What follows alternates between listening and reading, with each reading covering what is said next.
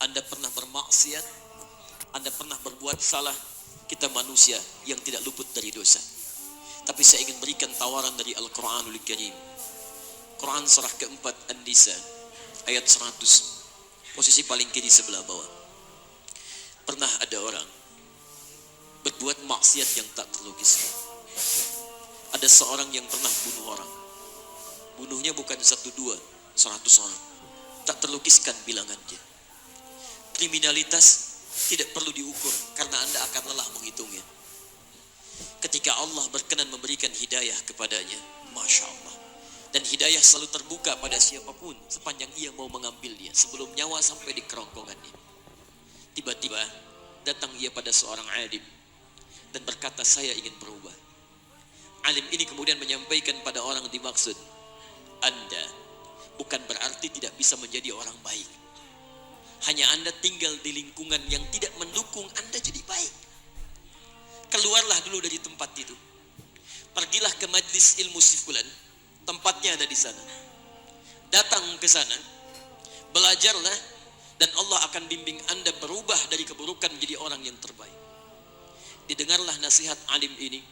Berangkatlah orang dimaksud, menempuh perjalanannya.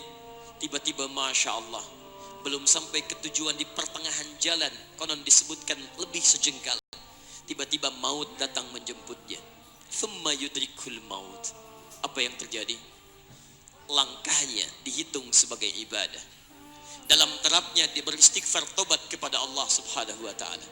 Taubat yang menghadirkan cinta Allah subhanahu wa ta'ala. Quran surah kedua ayat 222 di ujung ayatnya.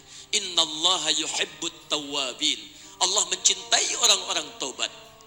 Dan cinta Allah menghadirkan ampunan bagi seluruh dosanya. Quran surah ketiga Ali Imran ayat 31, paling kiri sebelah atas. Qul in kuntum tuhibbunallaha fattabi'uni yuhibbukumullah. Allah cintai orang yang mau taat pada Rasulnya. Lihat, ketika Allah mencintai seorang hamba, wa yaghfir lakum dzunubakum, Allah ampuni seluruh dosa-dosanya. Derap langkahnya menghadirkan istighfar, taubatnya menghadirkan cinta Allah menghadirkan seluruh ampunan bagi dosa-dosa yang ia miliki. Maka apa yang terjadi? Di tengah perjalanan maut menjemputnya, thumma yudrikhul maut faqad waqa'a ajruhu 'ala Allah. Dan pahala diberikan kepada orang tadi. Di jalan, maaf, maut datang, taubat diterima, dosa diampuni, dan amalan didapati dengan derap langkahnya. Maka apa yang terjadi? Thumma yudrikhul maut faqad waqa'a ajruhu 'ala Allah. Pahalanya dituliskan oleh Allah, dakhalal jannah, kata Nabi, masuk surga orang ini. Anda bisa bayangkan, pernah bunuh orang 100 orang, mabuk tak terlukiskan, kriminalitas tak perlu dihitung. Ketika dia mau bertobat, datang ke majlis ilmu, Masya Allah, meninggal di tengah jalan, kata Nabi, dakhalal jannah.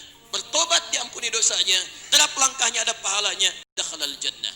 Turun ayat untuk melukiskan tawaran yang sama kepada kita. Wa may yuhajir fi sabilillahi yajid fil ardi muraghaman katsiran was'a. Siapapun yang mau berubah kembali pada ketentuan jalan Allah, kalau dia masih punya batas-batas kehidupan, kami akan berikan kelapangan di sisa hidupnya dan kelimpahan-limpahan kenikmatan selama dia hidup. Wa may yakhruj min baitihi muhajiran ila Allahi wa rasuli.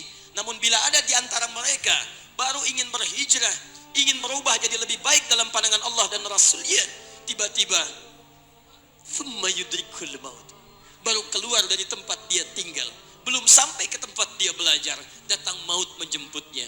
Faqad waqa'a ajruhu 'ala Allah. Kami terima semua amalnya, kami ampuni dosa-dosanya, dan kami tuliskan namanya di dalam surga. Bila 100 orang saja yang pernah dibunuh oleh orang ini, pernah bunuh 100 orang, mabuk tak terlukiskan, kriminalitas tak terhitung, mau berangkat ke majlis ilmu, tak sampai ke majlisnya, meninggal dia, bisa masuk surga. Masa Anda yang tidak pernah bunuh orang? Ada yang pernah bunuh orang di sini? Boleh angkat tangan? Ada polisi di sini, langsung saya sampaikan insyaallah. Anda gak pernah bunuh orang. Anda tidak pernah mabuk. Anda tidak pernah berbuat kriminalitas seperti orang dulu. Salah, wajar, tapi pintu tobat terbuka untuk kita semua. Masya Allah, bedanya dengan orang tadi belum sampai ke majlis ilmu. Anda sudah hadir di dalamnya, langsung di rumah Allah, diberikan tempat yang terbaik, dan kita akan belajar. dengan semua ini belum mempermudah Anda ke surga, dengan cara apa lagi Allah mesti mengantarkan Anda ke surga? Kalau dengan duduknya Anda di sini belum mau juga bertobat, dengan cara apa lagi Allah harus membimbing Anda bertobat? Kalau dengan seperti ini belum juga Anda taat kepada Rasul, dengan cara apa lagi Allah mesti meyakinkan Anda untuk taat kepada Rasulullah SAW? Karena itu teman-teman sekalian, mari kita pelajari ilmunya, dan dengan ilmu itu akan membimbing kita insya Allah kembali kepada Allah sampai mengajak keluarga kita ke surga insya Allah.